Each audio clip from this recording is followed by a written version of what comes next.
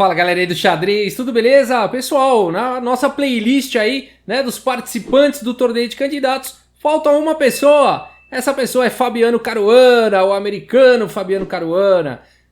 Para a maioria das pessoas dispensa apresentações. Se você ainda não conhece, o Fabiano Caruana aí é tido como o número 2 do mundo, né, apenas atrás do campeão mundial, do Magnus Carlsen. É tido como favorito, tá, para vencer aí o torneio de candidatos, inclusive. E foi ele quem venceu o torneio de candidatos de 2018. Por isso que ele está aqui, né? Porque ele venceu o torneio de candidatos de 2018 por ter vencido.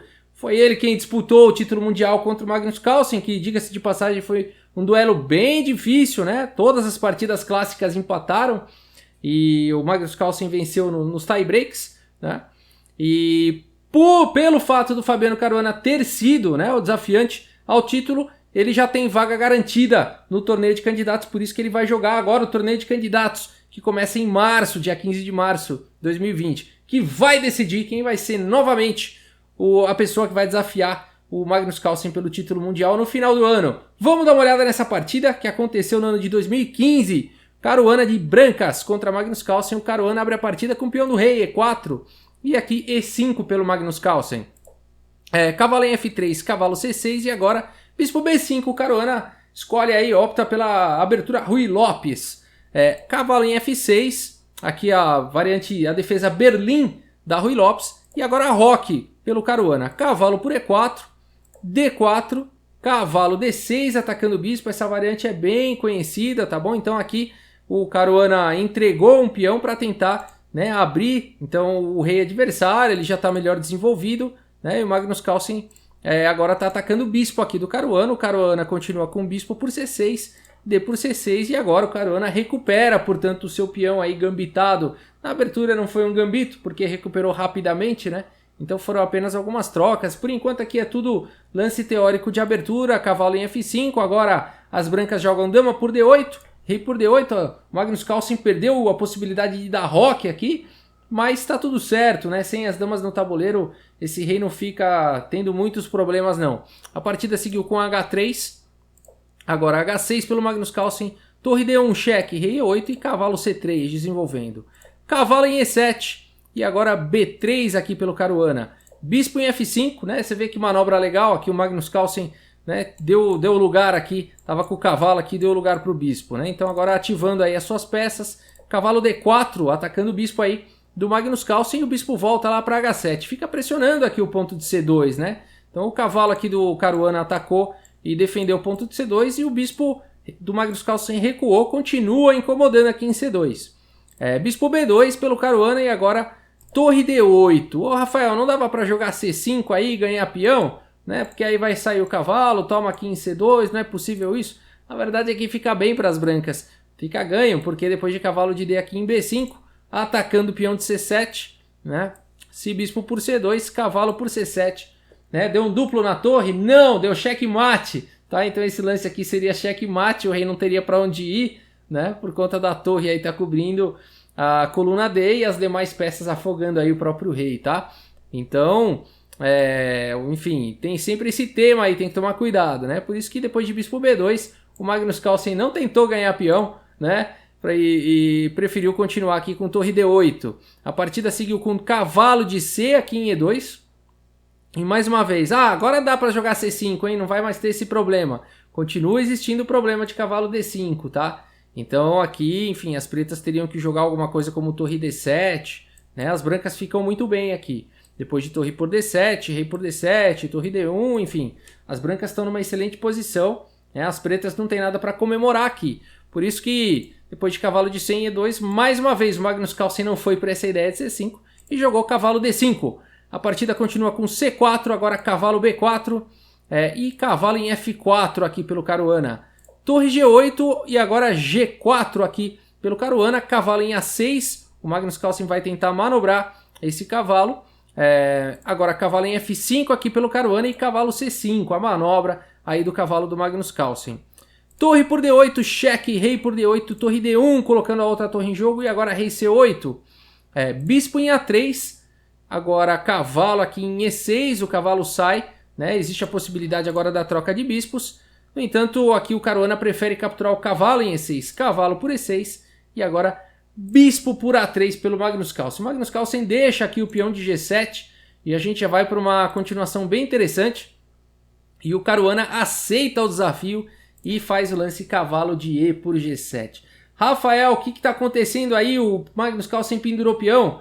Na verdade não, a posição é bem delicada aqui para o Caruana, porque o Magnus Carlsen agora tem o par de bispos e o Magnus Carlsen ainda faz o lance bispo em F8 e eu te pergunto, como você defenderia essa posição aqui de brancas?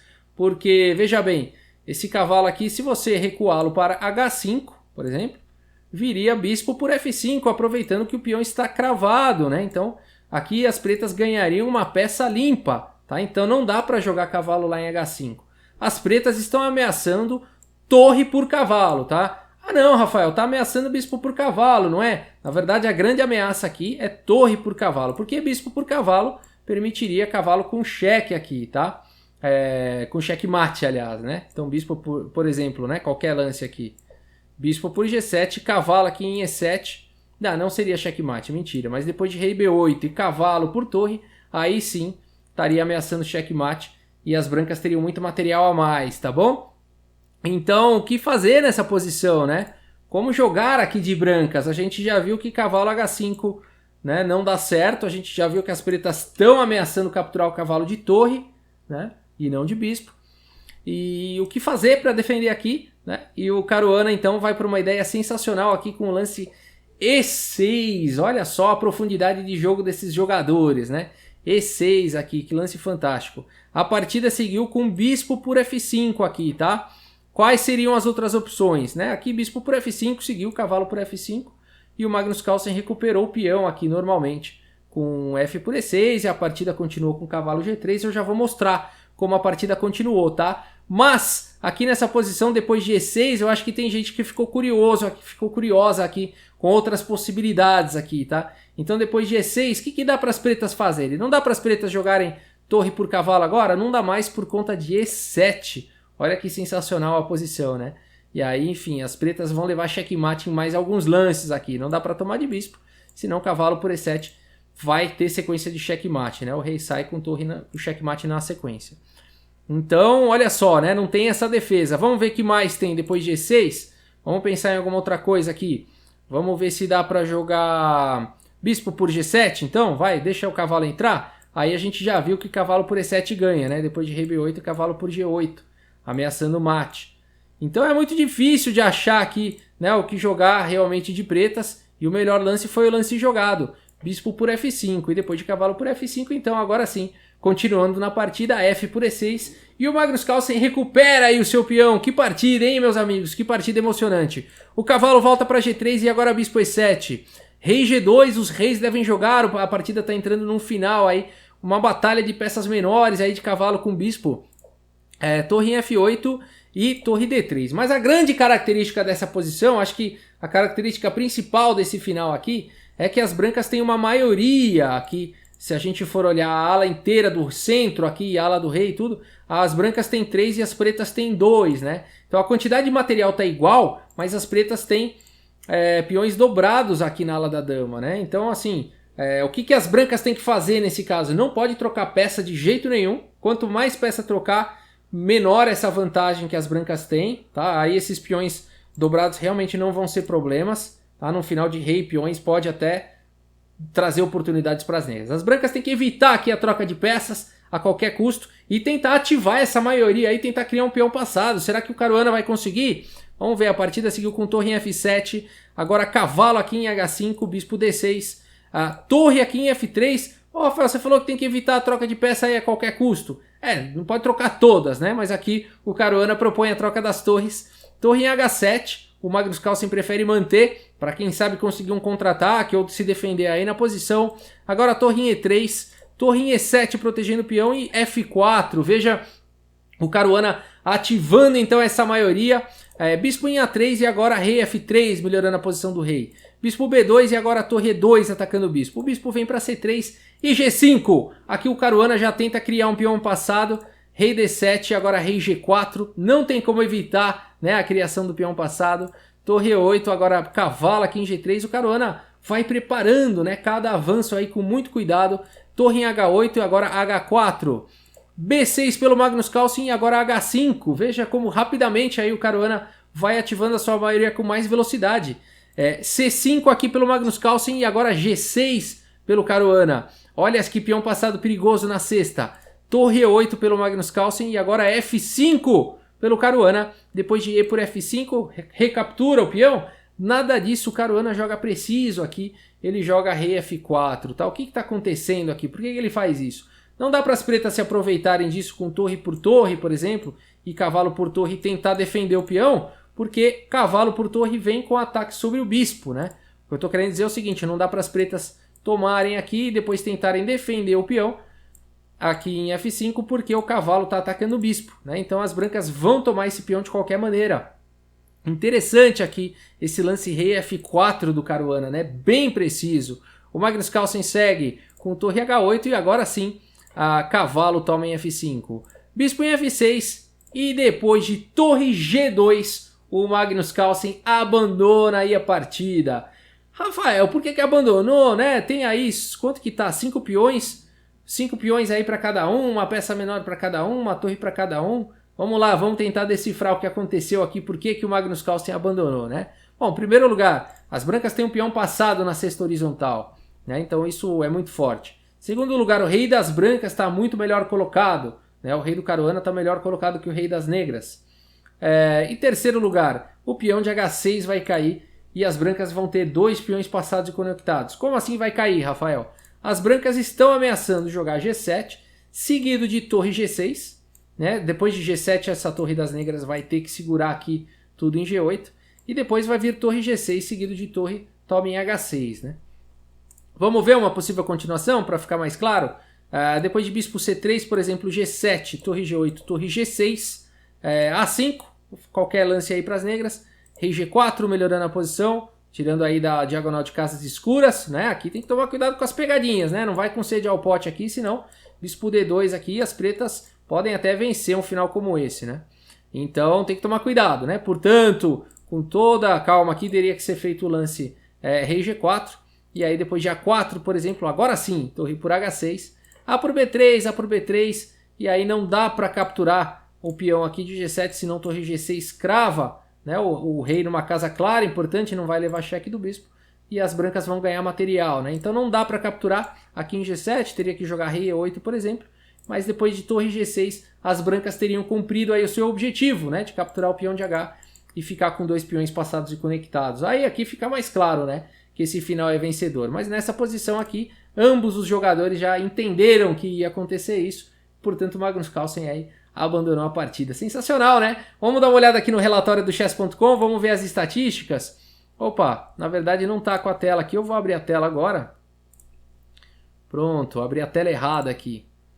Mas sem problemas, vamos lá que o relatório já está pronto. Deixa eu só colocar na posição final.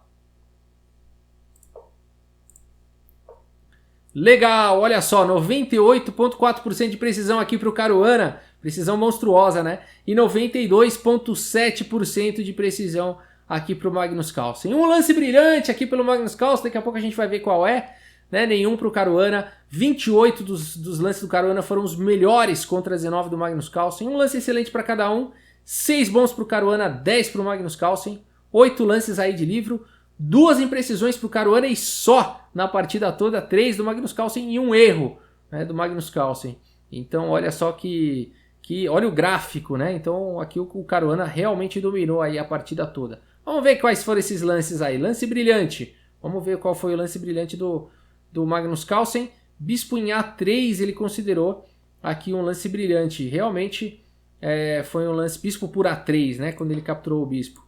Então realmente foi sensacional essa sequência aqui, porque depois de cavalo G por E7 veio o bispo F8, né? E o Magnus Carlsen conseguiu recuperar o seu peão, mesmo depois dessa sequência brilhante aí, né, do Caruana, o Magnus Carlsen conseguiu recuperar aí o peão, né?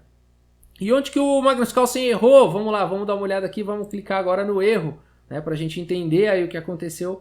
O lance torre H8 foi um erro, mas já estava melhor aqui para as brancas, né? Já estava melhor, torre H8, enfim, talvez não tenha sido o melhor lance aí, mas já estava ganho esse final para as brancas, uma grande vantagem, né?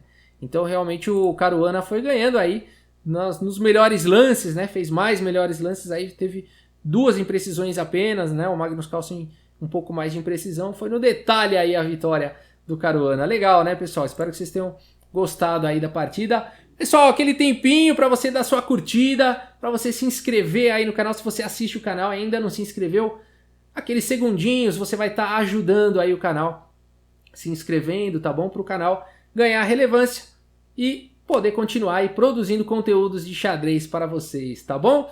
É isso, pessoal. Muito obrigado pela audiência, um grande abraço para todos vocês e até a próxima. Valeu!